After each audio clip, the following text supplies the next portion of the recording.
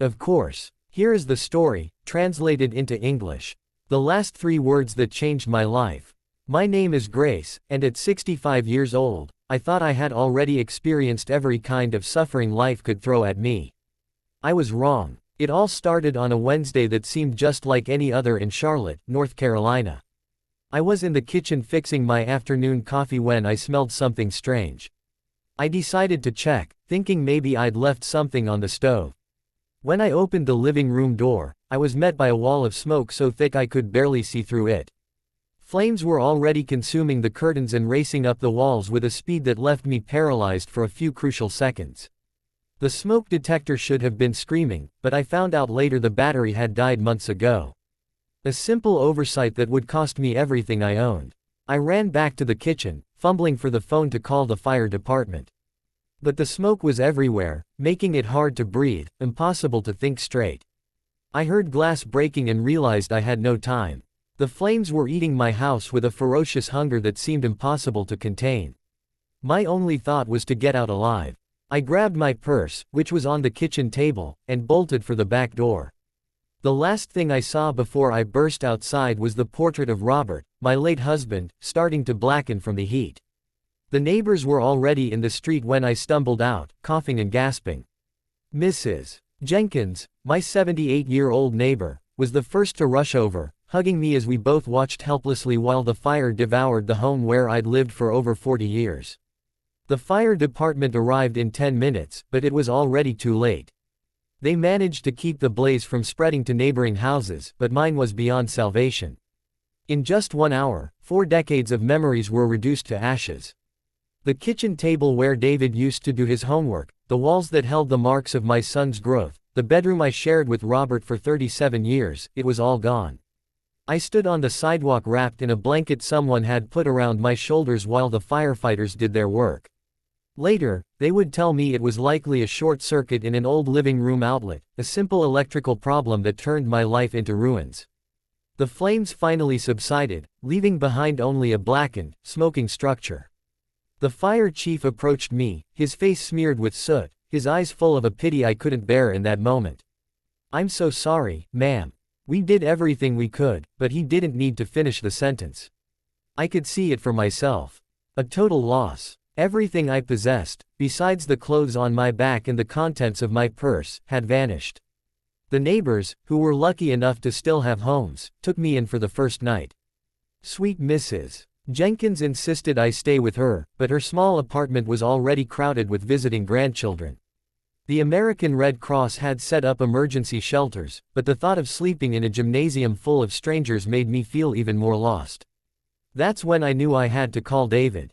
My son lives about a 40-minute drive away in a posh Charlotte suburb with tree-lined streets and houses that look lifted straight out of a magazine. He moved there 4 years ago when he was promoted. We weren't close, not the way mothers and sons should be, but he was all the family I had left. I used Mrs. Jenkins' phone because mine had melted along with everything else. "David, darling, it's Mom," I said, my voice weaker than I intended. "Mom, what's going on? You sound upset." "There was a fire, son. The house is gone. Everything's gone." There was a pause that felt like an eternity. "Were you hurt?" "No, I'm fine. Just a few scrapes and a scratchy throat from the smoke. But I need a place to stay while I figure things out. Just temporarily." Another pause. "Sure, Mom. Come on over. We'll work it out." The relief that washed over me was so intense I nearly collapsed. My son would take care of me. I spent the next morning staring at the charred ruins, waiting for the insurance adjuster. He showed up promptly at 9, a young man surveying what was left with a clipboard. "Total loss," he said pragmatically. "How much?" I asked, dreading the answer. "Well, you had a policy of about $200,000 on the structure, but with your deductible and depreciation, we're talking maybe $90,000, maybe less. $90,000 to rebuild 42 years of life." It seemed impossible. Mrs. Jenkins helped me buy some basic clothes and toiletries with the emergency money the Red Cross had given me. Everything I now owned fit into one small borrowed suitcase. That was it. The drive to David's house felt like a journey to a foreign country. Everything looks different when you have nowhere to go back to. His house was a two-story colonial with white shutters and a red door that Victoria, his fiancée, had chosen. I'd met her exactly 3 times in the 2 years they'd been together. She was 30, he was 39, and she had an opinion on everything. I pulled the cab into their driveway and sat still for a moment, gathering my courage. This is temporary, I told myself. Just until I can figure out what comes next. I never imagined that walking up to my son's front door would be one of the hardest things I'd ever done. David opened the door before I could knock. For one moment, seeing his familiar face, Robert's eyes, my own stubborn chin, made me feel like everything might be okay. "Mom," he said, stepping aside to let me in, but his voice held something I couldn't quite place. Distance, maybe. Or discomfort. Victoria appeared behind him almost immediately, as if she'd been waiting in the wings. She wore white jeans and a silk blouse. Her smile never quite reached her eyes. "Grace, how horrible about your house," she said. But she was looking at my ragged suitcase, not me. "It's just temporary," I said quickly. "Just until I can get back on my feet." David and Victoria exchanged a glance. One of those wordless conversations that excludes everyone else. "Let's sit down and talk," David said, guiding me into their perfect living room. I sat on the edge of the immaculate sofa, my new shoes firmly planted on the flawless floor. Victoria flinched slightly. "So, what's the plan?" David asked, settling into an armchair across from me, not next to me. "Well, the insurance will take a few weeks.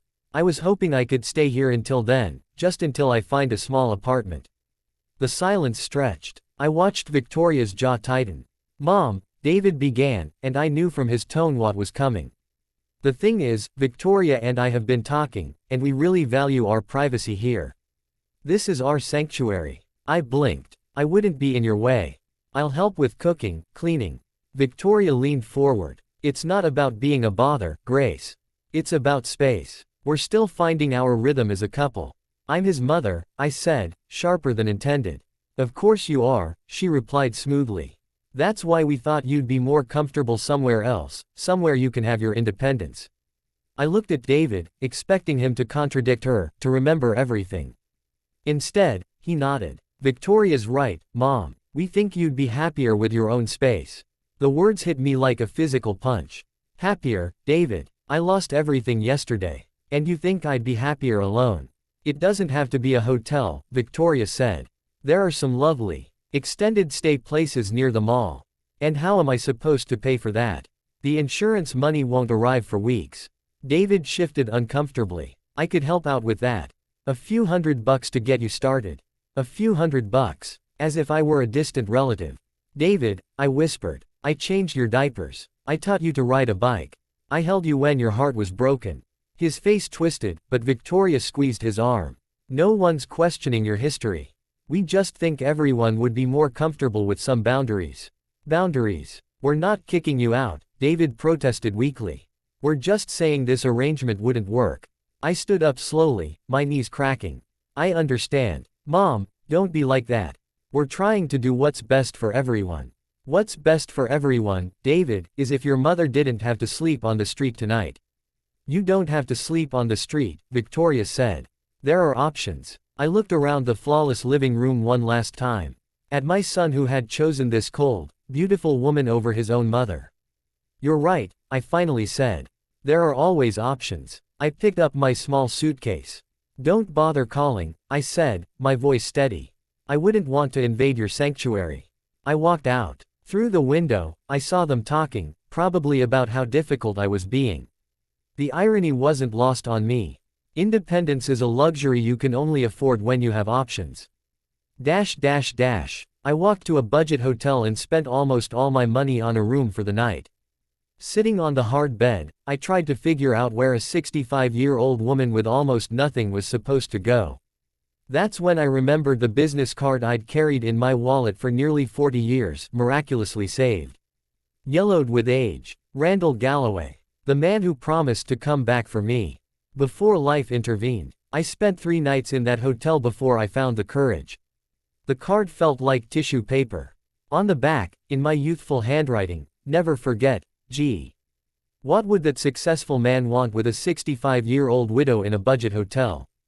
On the fourth morning, I couldn't take it anymore.